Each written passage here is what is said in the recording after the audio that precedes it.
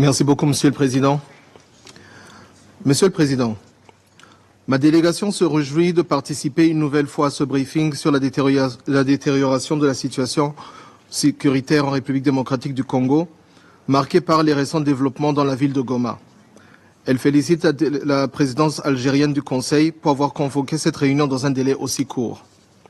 Je salue la présence de son Excellence Madame la ministre des Affaires étrangères de la RDC, son Excellence Thérèse Kaikwamba-Wagner, et me réjouis du briefing fait par Madame Viviane Van de Peer, représentante spéciale adjointe chargée de la protection des opérations à la MONUSCO. Avant d'entamer mon propos, le gouvernement du Burundi présente ses condoléances aux soldats qui ont perdu leur vie durant les récents affrontements durant les 48 dernières heures. Monsieur le Président, pour la deuxième fois, en l'espace de 48 heures, nous sommes réunis pour constater avec une grande amertume que la situation à l'est de la RDC s'est gravement dégradée. Le moment est venu pour que les paroles cèdent la place à des actes concrets. Comme nous l'avons affirmé il y a 2 jours, le Burundi soutient fermement le respect de la coexistence pacifique entre les nations et rejette catégoriquement les guerres par procuration.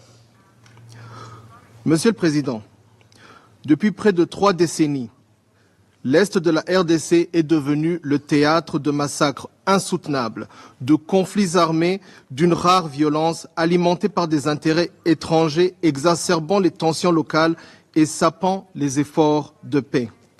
Chaque jour, des violations graves des droits humains sont observées et les victimes se comptent désormais en millions. Les récents développements à Goma témoignent d'un potentiel embrasement régional. Si aucune action concrète n'est prise aujourd'hui pour condamner les responsables et bloquer leurs actions, nous risquons de devenir les témoins d'une catastrophe et l'histoire nous tiendra directement responsables. À ce jour, le Burundi se félicite des accords bilatéraux avec la RDC en matière de coopération militaire pour la sécurité des frontières communes. Et si je puis me permettre de placer une petite parenthèse, le Burundi ne fait pas partie d'une quelconque coalition.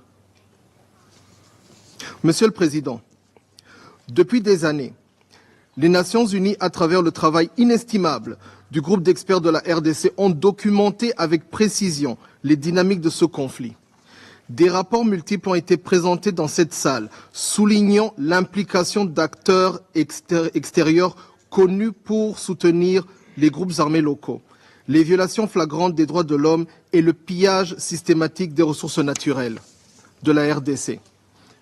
Combien de rapports supplémentaires faut-il avant que la communauté internationale et en particulier le Conseil de sécurité prenne ses responsabilités? Il y a 48 heures, au cours de notre intervention, nous nous sommes interrogés sur le silence assourdissant du Conseil de sécurité alors que des milliers de vies sont tragiquement perdues chaque jour. Où est la communauté internationale? Où est le Conseil de sécurité qui se montre si actif dans d'autres conflits? Devons-nous interpréter ce silence comme une sensibilité sélective? Comme l'a dit une fois Martin Luther King Jr., à la fin, nous nous souviendrons non pas des mots de nos ennemis, mais des silences de nos amis. Ne soyons pas les amis silencieux. Soyons du côté de la Charte des Nations Unies pour sauver l'ordre institué à San Francisco en juin 1945. Monsieur le Président, ce conflit dure depuis des décennies et pourtant aucune résolution n'a condamné le Rwanda, auteur de violations flagrantes des principes de la souveraineté nationale et de l'intégrité territoriale de la RDC. Le Rwanda ne nie même pas sa présence sur le terrain ni son soutien au M23, comme l'ont souligné plus des 3/4 des membres du Conseil lors de la dernière réunion. L'intégrité du territoire de la RDC ne peut être compromise et les incursions armées, les ingérences étrangères, le pillage systématique de ses ressources naturelles et les violations répétées de ses frontières doivent cesser immédiatement. Au regard de la situation sécuritaire humanitaire, le Burundi s'inscrit toujours du côté du plein respect du droit international et du droit international humanitaire.